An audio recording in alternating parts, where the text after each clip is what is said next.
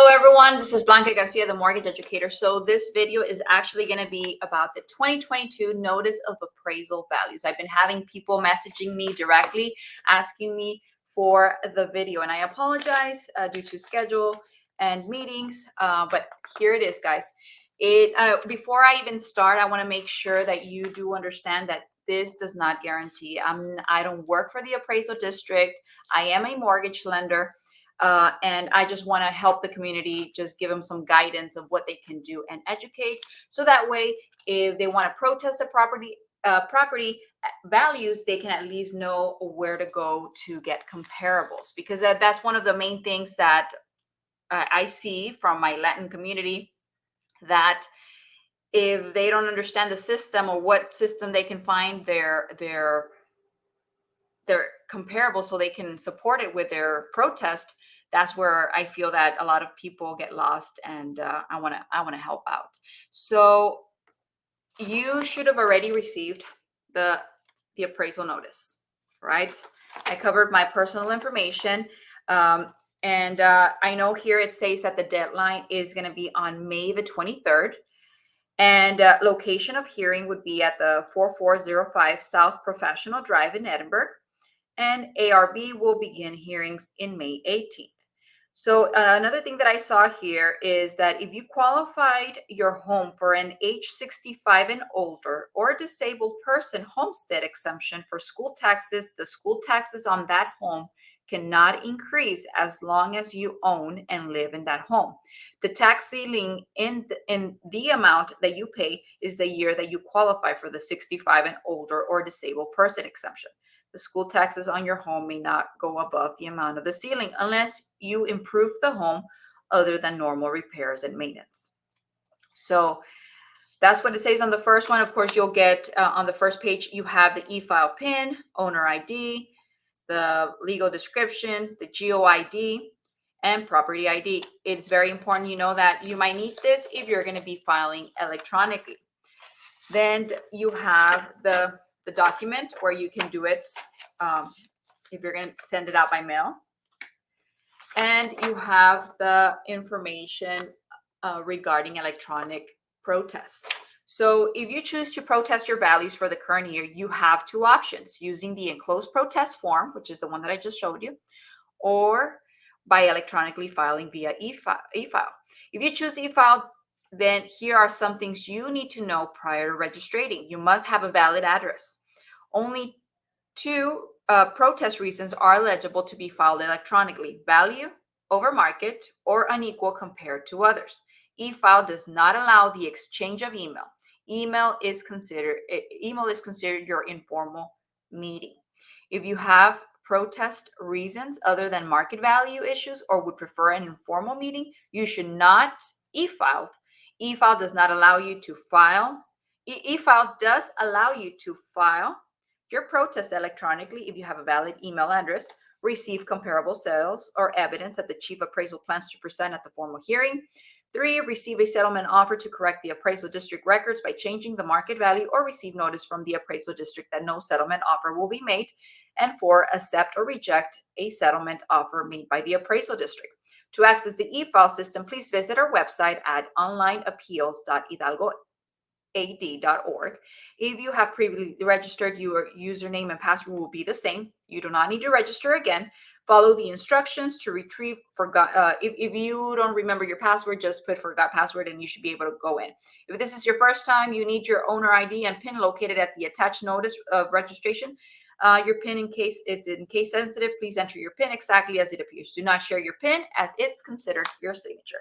And if you have any questions, of course, there's a phone number, 381-8466. And then you have this one, property taxpayer remedies. A lot of people I know, they don't read this. It is very important you read this if you want to find out how to protest property values, how to complete the protest forms, how to resolve concerns informally, and what is ARB. So ARB is an independent, impartial group of citizens authorized to resolve disputes between taxpayers and the appraisal district. When are protest files? You must file your notice of protest with the ARB no later than May 15 or 30 days after the appraisal district mailed you. But let's make sure that filing the protest does not go over the 23rd as per the letter. And then you have what steps it takes to prepare for protesting, limited binding arbitration. What if you're already dissatisfied with the ARB decisions? What is the controller's role in the protest process? And where can you get more information? So all your questions are here. So make sure you read this. I need to ask if this also comes in Spanish because I personally received it in English only. But I'm going to ask my parents as they speak only Spanish. So I'm going to see if they received everything in English because I feel that it's very important that they get this form in dual language. So that way, if they can't understand this, at least the Spanish, they can refer to that one. So let me see here. I'm trying this new system and I want to make sure I can share screen. So I'm going to see if I can share it. Please bear with me. And like I mentioned, this is not a guaranteed. I do not work for the appraisal district. I'm just trying to give information on how you can help yourself. It is not guaranteed that they'll go with whatever your opinion of value is of your property. But if you have supporting documentation, you have a little more power to show and present to the hearing. So let me see if this will actually share the screen that I want. Let me see, extra camera, video file, share screen. Let me see here. Okay, I think it is working. Okay, perfect. This is exactly what I wanted to see. So as you can see here, this is the actual website where Hidalgo, it's called hidalgoad.org. And this is a public website. Anyone can access it. You can find out your neighbor's taxes, your tios, your primos, anyone you want. But this site, it's a public record. So don't freak out on me why your information is out there. It is out there. So this is a website. You go in here. Let me search for that tab where it has. So this is the one. Online property search or protest online, which that would take you to that e-file. But let's go to online property search. Here, you can enter a property search. You usually start with a street number. I'm not going to put mine, of course, but I'm just going to throw in anyone's property.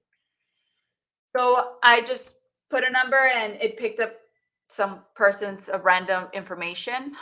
And like I mentioned, this is public record. And as you can see, make sure your information here is correct, where you live, the legal description, the property address. So here it tells me that there is no, let me see, there's non-home value sites. So $13,000 for non-home value site and land, for it would be land, 16,000. But I think this one's in agriculture. So total market value or assessed value is 30,000. You see the tax jurisdictions this person is paying with current exemption 694 and without exemption. So this means that there's no exemptions really in this property. So here it tells me that it's not a home, it's actually a mobile home with its land, of course. So it's a mobile home. You can see here it's a mobile home. It has living square feet 784. It's a manufactured home built in 1977. And the land, it's 0.13 acres. So square feet wise is 5,750 and market value is about 16,000.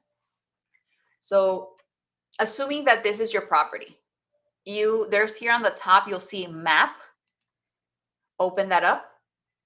So this is the part and the fun part that you have to do your own homework and start looking at your surroundings, the people around you, to see if they're more or less where you're at. Of course, you need to make sure that size of property, land size, and has similar structures. You cannot compare a mobile home to a residential home.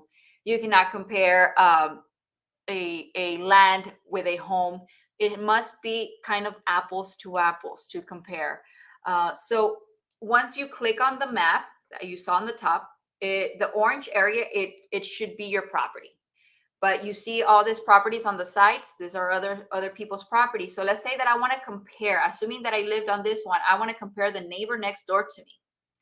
I click on that one and it should open information of that property owner. So I open it up and it's going to take me now to their tax information or property information. this person is actually paying, I think the other one, I don't remember the other one. I think it was 6 something. This is 782. This has less square feet on the property. And let me see. This is actually residential. So it does not say if it's a mobile home or not, but the value on this, it's lower than the other one by a couple of dollars.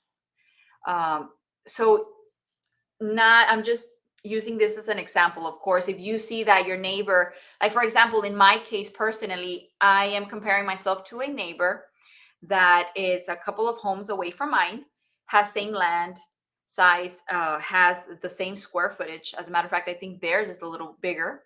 But because of the age, they keep fighting me about the age. But in today's market, if you put that home to sell, people don't care about the age too much. Of course, it has to be in good condition, right? But if we put those 2 homes in the market, that one might have a small adjustment on the value, but not a big difference. So on my case, my fight is, or my protest is, that I'm paying 4,000, 5,000 over than that person. So that's what I've been using. And I've been having to do this every year. So we just need to see how we can support documentation and show, at least have one, but it's best for you to have 2 to 3 people to compare your property with. So that way you have stronger supporting documentation to protest. So this is a part of the website, like I mentioned. It's Hidalgo. Hidalgo, let me see here. You can search it on Google as Hidalgo CAD, and that should take you to the page. There's also the tax office. The tax office is also a public website. You can also see what your property taxes are, if there's a balance and things like that. So all of this information is public record. So if you e-filed, I actually chose the option of receiving communication by text and by email. Emails, I get a lot of emails, so I want to make sure I don't miss it. So I will be receiving it by mail. And when I filed maybe a couple of days ago, that same day I got a hearing date scheduled, and I guess that's when I need to start uploading my documentation. So if sizes are wrong, if you have documents to provide and prove, you can definitely do so. If you're 65 and older, file for your exemption, so that way you can get a minor cut in your taxes. But there is different tax cuts. Let me see here. It's right here. Descriptions of exemptions. You can get an exemption because it's your homestead. That's the house and your principal residence. You're a disabled person. You're 65 and older. You are a surviving spouse of an individual who qualified for a 65 and older exemption. 100% disabled veteran, surviving spouse of a disabled veteran. Donated residence homestead for a partially disabled veteran, surviving spouse of a disabled veteran who qualified for donated residence, surviving spouse of a member of an armed service killed or fatally injured, and surviving spouse. So make sure that you check that on the back of the form. That way you can see what exemptions you might be able to use. I see some people that they just don't file for the homestead, their primary. You won't get a huge discount, but it is something, guys. Anything that you can save in today's market and in today's inflation cost and everything, it is great for you to save from anywhere. But I hope this information helps. And also know that if you just recently purchased a house and you know that they're taxing you for more, provide your purchase contract and attach it and say, hey, I purchased my house, let's say 100,000, but you have me at 120. That is supporting document because you just recently did it. If you have a new construction that just came out and your construction was only 200,000, but now it's 300,000, well, there it is. You can provide it. So make sure you have your supporting document. Like I mentioned, it's not guaranteed. All of this that I'm telling you, it is not guaranteed. I am not an appraiser. I am not an expert on the values of properties. I don't work for the appraisal district. This is just information for you to use additional sources to help yourself. You can also hire a realtor to provide your comparables if you feel that this is very hard for you.